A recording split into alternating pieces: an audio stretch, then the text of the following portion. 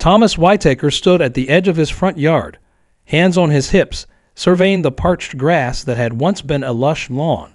3 months into California's worst drought in decades, the state had implemented strict water rationing.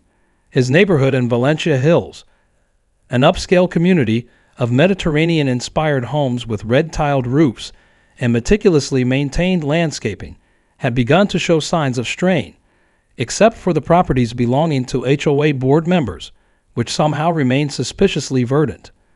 Another notice, asked Elaine, Thomas's wife of 27 years, stepping onto the porch with a glass of iced tea in hand. The sun glinted off her silver-streaked dark hair as she squinted at the cream-colored envelope Thomas was clutching. "Third one this month," Thomas confirmed, his weathered face creasing into a frown. The envelope contained a $350 fine for failure to maintain aesthetic standards, despite the water restrictions making such maintenance nearly impossible. At 56, Thomas had spent 30 years as an environmental engineer specializing in sustainable water systems. The irony wasn't lost on him. Inside their Spanish-style home, Thomas spread the HOA documentation across their kitchen island, a collection of increasingly threatening letters that had begun arriving shortly after Margaret Kensington had become HOA president 6 months ago. Each notice featured her elaborate signature in gleaming blue ink, as though she took personal pleasure in her growing power. "Maybe we should just pay it," Elaine suggested hesitantly, though her eyes, the same warm brown as the pottery she created in her home studio, revealed her own frustration. Gerald and Patty just gave in and installed artificial turf. Thomas ran a hand through his salt and pepper hair. "That's another $30,000 we don't have. Not after helping Amber with grad school." Their daughter was pursuing environmental law at Berkeley, inspired by her father's work. Besides, artificial turf is an environmental nightmare. It's basically plastic carpet that superheats the soil and kills everything underneath. That night, unable to sleep, Thomas sat at his home office computer researching drought-resistant native landscaping. The soft glow of the screen illuminated the numerous framed certificates on his wall, awards for water conservation projects he'd implemented throughout Southern California.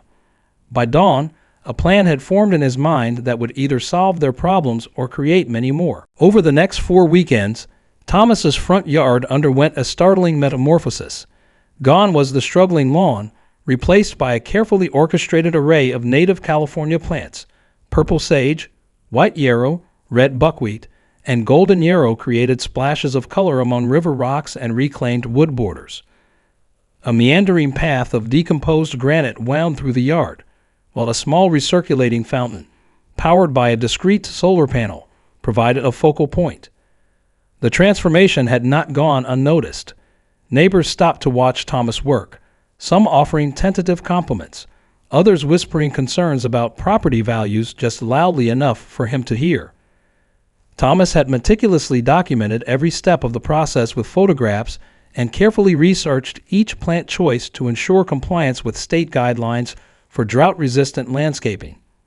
He was kneeling beside a cluster of newly planted manzanita when the distinctive sound of Italian leather loafers on pavement announced Margaret Kensington's approach.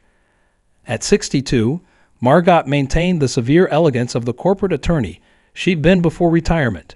Her platinum bob never moved in the breeze, and her linen pantsuits remained mysteriously unwrinkled even in the summer heat. "Mr. Whitaker," she began, not bothering with pleasantries, "I've received several complaints about your landscaping project." She pronounced the word as though it were synonymous with crime scene. Thomas straightened, wiping his soil-covered hands on his jeans.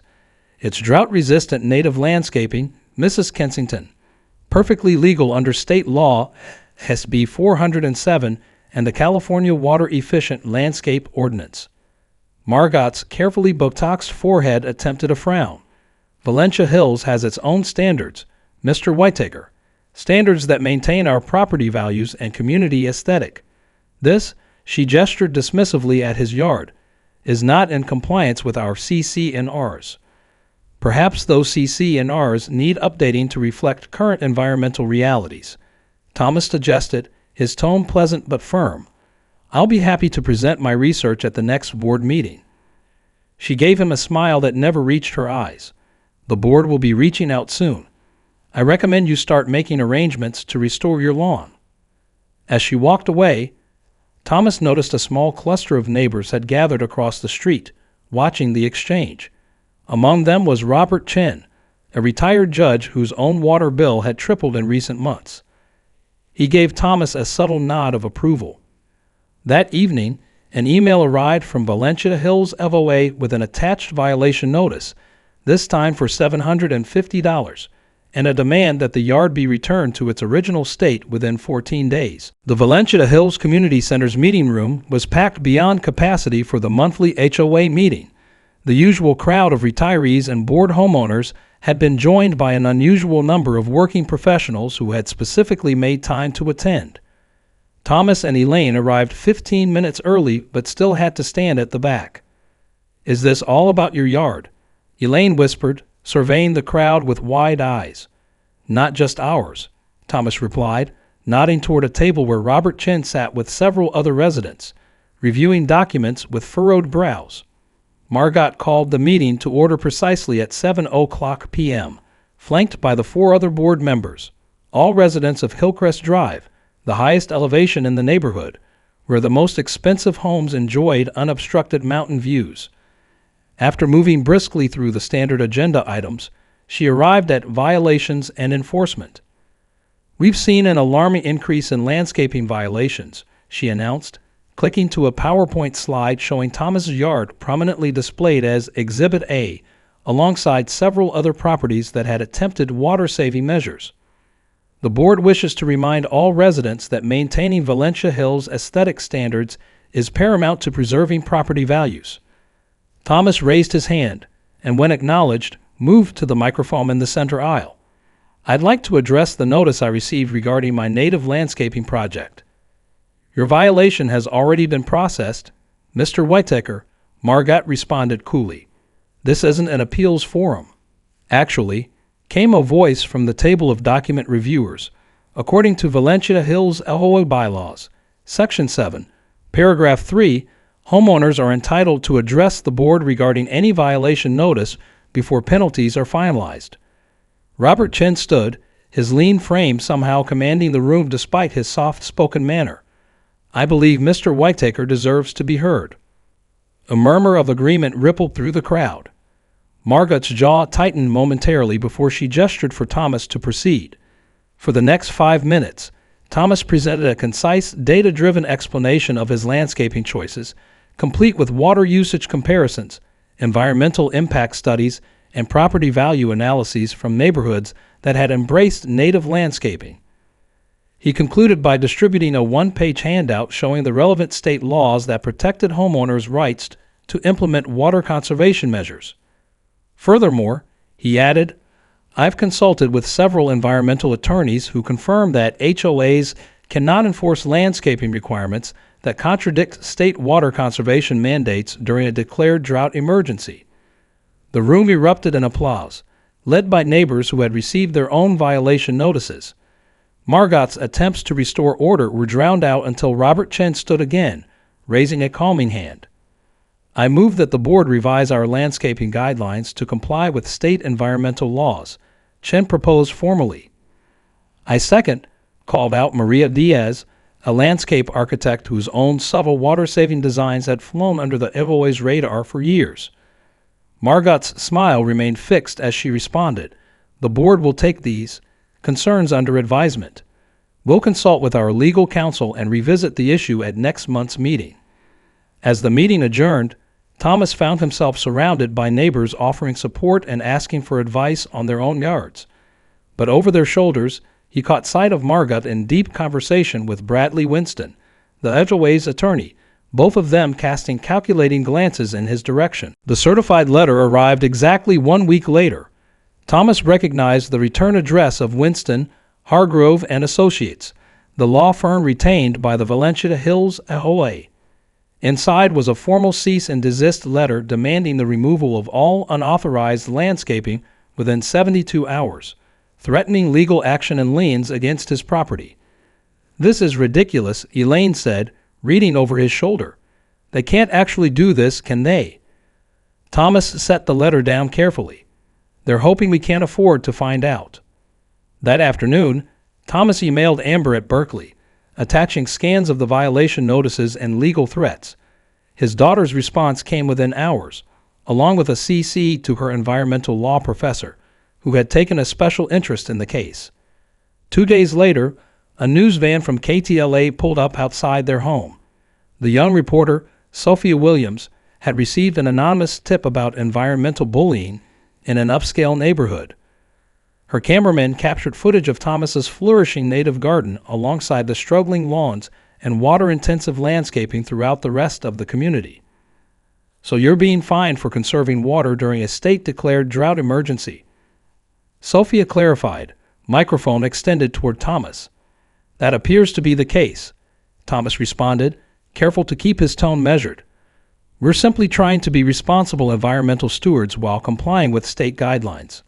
The segment aired on the evening news, followed by a quote from the State Water Resources Board expressing concern over HOAs that penalized conservation efforts. By morning, the story had been picked up by the Los Angeles Times and several environmental blogs. Thomas was weeding around his desert willows when an unmarked white pickup truck parked in front of his house. 2 men in beige uniforms emerged, unloading landscaping equipment. "Excuse me," Thomas called out, approaching them. "Can I help you?" "Valencia Hills HOA sent us," the older of the 2 men explained apologetically. "We're supposed to remove the unauthorized landscaping and lay sod." He handed Thomas a work order signed by Margaret Kensington. "I have not authorized any work on my property," Thomas stated firmly, "and you don't have my permission to enter. I suggest you contact your employer and explain the situation." The men exchanged uncomfortable glances before reluctantly packing up their equipment. As they drove away, Thomas noticed Margot watching from her black Mercedes parked down the street. That evening, Thomas and Elaine hosted an impromptu gathering of supportive neighbors. Robert Chen brought his former law clerk, now an environmental attorney. Maria Diaz shared detailed plans for drought-resistant conversions. Even elderly Mrs. Abernethy from across the street attended, revealing that her own water bill had become so unmanageable she had stopped watering entirely, resulting in $1,200 in accumulated fines. "This isn't just about aesthetics anymore," Thomas told the assembled group. "This is about a fundamental misuse of HOA authority during an environmental crisis." By the meeting's end, 17 households had agreed to form the Valencia Hills Environmental Alliance. Their first official act was to draft a petition demanding the immediate suspension of all drought-related landscaping violations and the creation of a committee to revise outdated regulations. As their neighbors departed, Elaine squeezed Thomas's hand. "I'm proud of you," she said softly, "but Margot isn't going to back down easily." Thomas nodded, watching the sunset paint the mountains in shades of amber and gold. "I know, but neither are we." Thomas awoke at 5:30 a.m. to the sound of a car door closing. Peering through the bedroom blinds, he watched a Valencia Hills Security Patrol vehicle drive slowly away. When he stepped outside to retrieve the newspaper, he discovered a large yellow violation sticker affixed to his mailbox. Notice of immediate fine, $1,500. Unauthorized landscape modification. Similar stickers had appeared on the mailboxes of everyone who had attended the meeting at his home the previous evening. By 9:00 a.m., Thomas's phone was buzzing with texts and calls from outraged neighbors. Robert Chen had already contacted the county registrar to file for an emergency whole board election. Maria Diaz reported that someone had turned off the water to her backyard irrigation system overnight, killing several expensive specimen plants. "This is crossing the line from enforcement into harassment," Thomas told Elaine as he compiled a documentation file on his laptop. "Targeting everyone who opposes them is definitely against whole regulations, not to mention potentially illegal." His cell phone rang, a Berkeley area code. "Dad," Amber's voice came through, brimming with excitement. "Professor Harrington has agreed to take the case pro bono. Her environmental justice clinic wants to use this as a test case for updating whole laws statewide." Thomas felt a surge of hope. "That's fantastic news, honey." She's filing for an emergency injunction this afternoon to prevent any further enforcement actions until the case is heard. She just needs signed statements from as many affected homeowners as possible. By noon, Thomas had collected 19 signed affidavits documenting the pattern of selective enforcement, retaliatory actions, and environmental concerns. Each statement had been carefully reviewed by Robert Chen for legal precision. At 3:15 p.m., Thomas was scanning the last of the documents when a knock at the door revealed Bradley Winston himself, immaculately dressed in a charcoal suit despite the 91-degree heat. "Mr. Whitaker," the attorney began without preamble, "I've been authorized by the Valencia Hills Homeowners Association to offer you a one-time settlement opportunity." He extended a thick envelope. "The board is willing to waive all accumulated fines if you restore your landscaping within 7 days and sign this non-disclosure agreement." Thomas accepted the envelope but didn't open it. "Thank you for the offer, Mr. Winston. I'll review it with my attorney." Winston's professional smile faltered slightly. "Your attorney?" "Yes, Catherine Harrington from Berkeley Law's Environmental Justice Clinic. I believe her office will be contacting yours shortly regarding our class action filing." The attorney's departure was notably hastier than his arrival.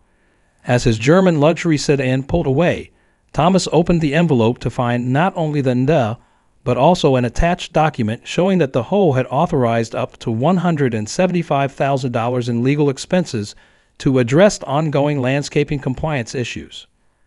"They're willing to spend that much fighting us?"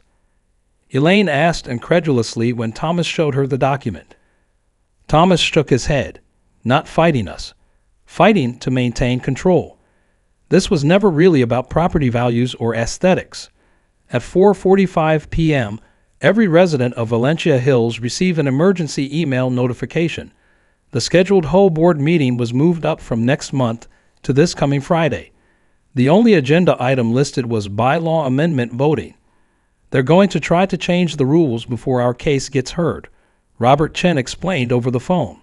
"We need to ensure every possible homeowner attends to prevent them from establishing a quorum of their supporters." The Valencia Hills Community Center parking lot overflowed onto adjacent streets as homeowners arrived for the emergency meeting. Inside, extra chairs had been hastily arranged to accommodate the unprecedented turnout. Thomas and Elaine found seats near the center, surrounded by allies wearing small blue ribbons. Maria Diaz's idea to silently identify supporters of the Environmental Alliance. The board members filed in, visibly surprised by the attendance.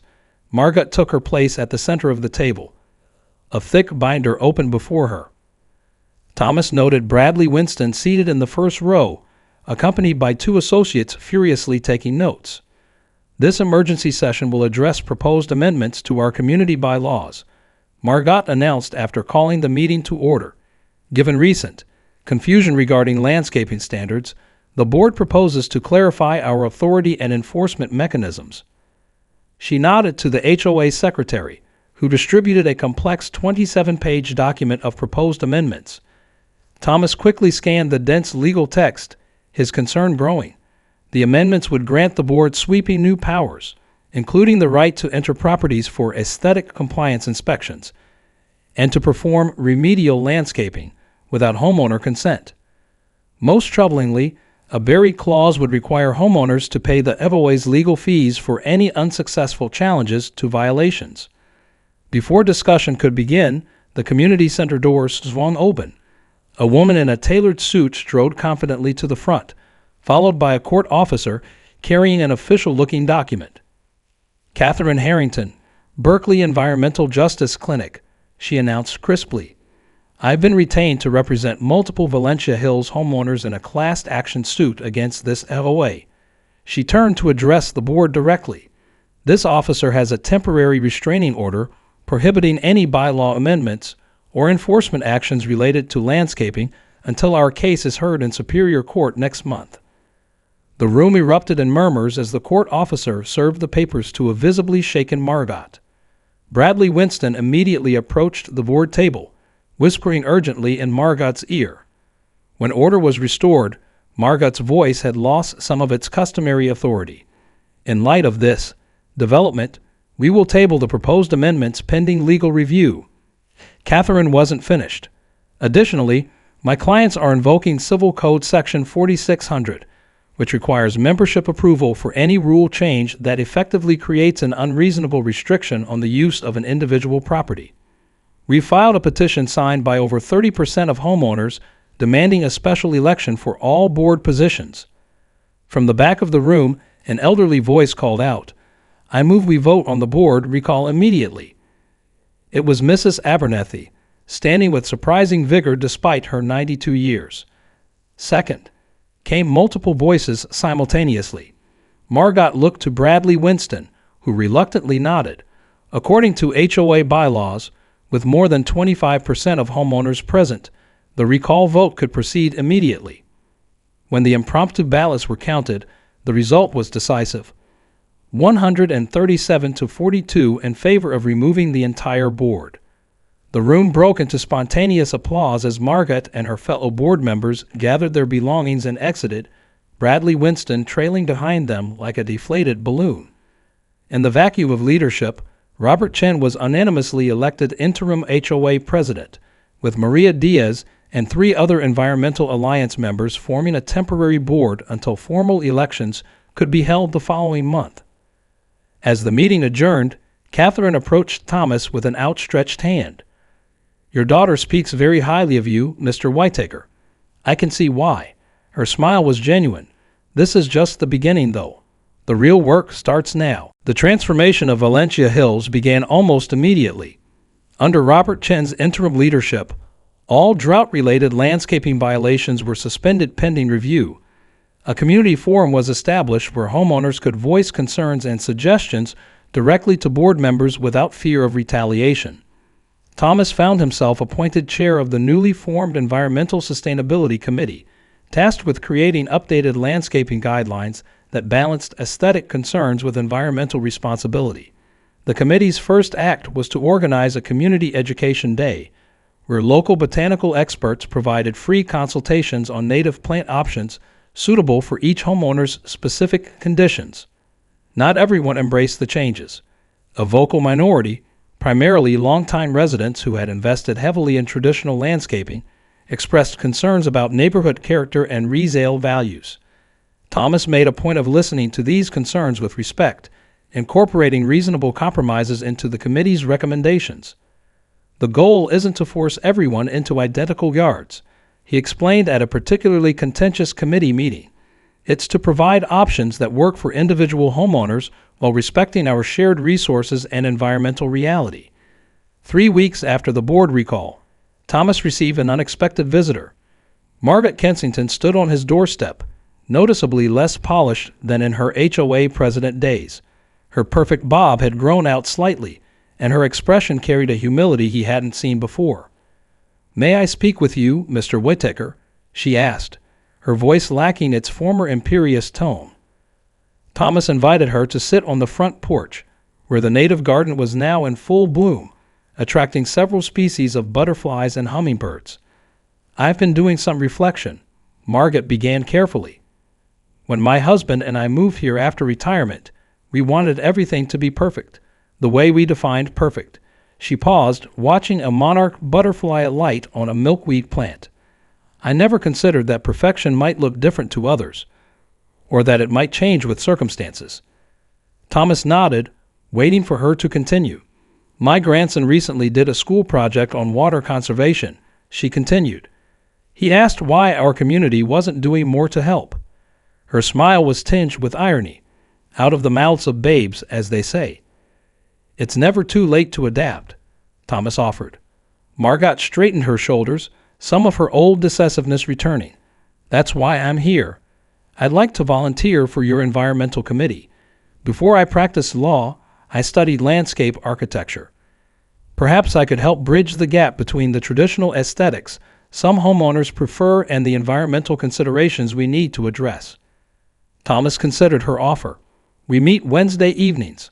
I think your perspective would be valuable, especially in helping us reach those who are resistant to change." As Margaret departed, Thomas noticed several neighbors walking past his yard had stopped to admire the vibrant colors and diverse textures of the native plants. One couple was photographing a plant tag, presumably to research the species for their own yard. That evening, he received an email from Catherine Harrington informing him that their case had caught the attention of state lawmakers. A bill was being drafted to protect homeowners' rights to implement water conservation measures regardless of HOA regulations during declared drought emergencies. Your small rebellion may end up changing the law for millions of Californians, she wrote. Sometimes the most effective environmental advocacy starts in your own front yard. 1 year later, Valencia Hills had become something of a local celebrity. Garden tours regularly wound through the neighborhood streets, where roughly 60% of homes had transitioned to varying degrees of drought-resistant landscaping. Each property reflected its owner's personal style, some embracing the full native plant aesthetic, others incorporating strategic elements while maintaining more traditional features. The community center hosted a celebration marking the anniversary of the Environmental Alliance's formation. Large photographs documented the transformation, from the confrontations of the previous summer to the collaborative community projects that had followed. Thomas stood before the gathering, still somewhat uncomfortable in his role as reluctant revolutionary. What started as 1 yard has become a movement, he told the assembled neighbors. Together, we've reduced our community water usage by 43% while creating more diverse and vibrant outdoor spaces. The most recent water bill comparison displayed on the projection screen showed dramatic savings across the neighborhood. Even more surprisingly, a real estate analysis revealed that home values in Valencia Hills had increased by an average of 6.8% compared to similar communities. The native landscaping had become a marketable feature in increasingly environmentally conscious Southern California. Margaret Kensington, now head of the Community Outreach Program, stepped forward to present the Valencia Hills Sustainability Plan for the coming year.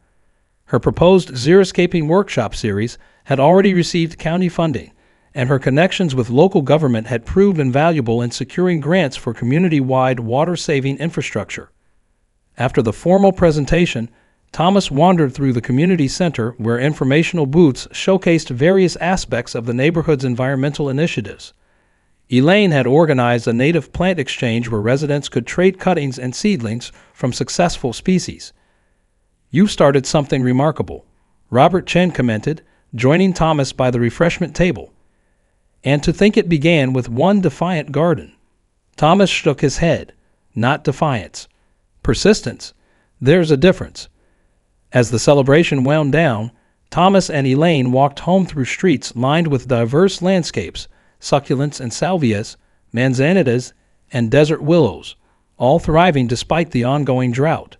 Their path took them past Margot's home, where her once immaculate lawn had been replaced by an elegant arrangement of boulders, grasses, and flowering perennials that complemented her home's architecture while requiring minimal water. In their own front yard, Thomas paused to adjust a soaker hose among the now-established native plants. The garden had matured beautifully, with different species taking turns blooming throughout the seasons. A small bronze plaque near the sidewalk identified it as the original Valencia Hills Wildlife Habitat Garden, a designation awarded by the National Wildlife Federation after Thomas had documented the return of native birds, bees, and butterflies to the area. "Did you ever imagine it would go this far?" Elaine asked, slipping her arm through his. Thomas looked up at the setting sun illuminating the mountains beyond their community, the same view he'd always treasured, now framed by the sustainable landscape they created together. "I just wanted to do the right thing," he replied simply. "Sometimes that's enough to change everything." From across the street, a young couple who had recently moved into the neighborhood waved as they worked on their own front yard transformation. Thomas and Elaine waved back, recognizing in their determined expressions the same spirit that had started their own journey. A reminder that change, once begun, continues to grow in ways no one could predict, much like the resilient native plants that had transformed not just a yard, but an entire community's understanding of what it meant to truly be home.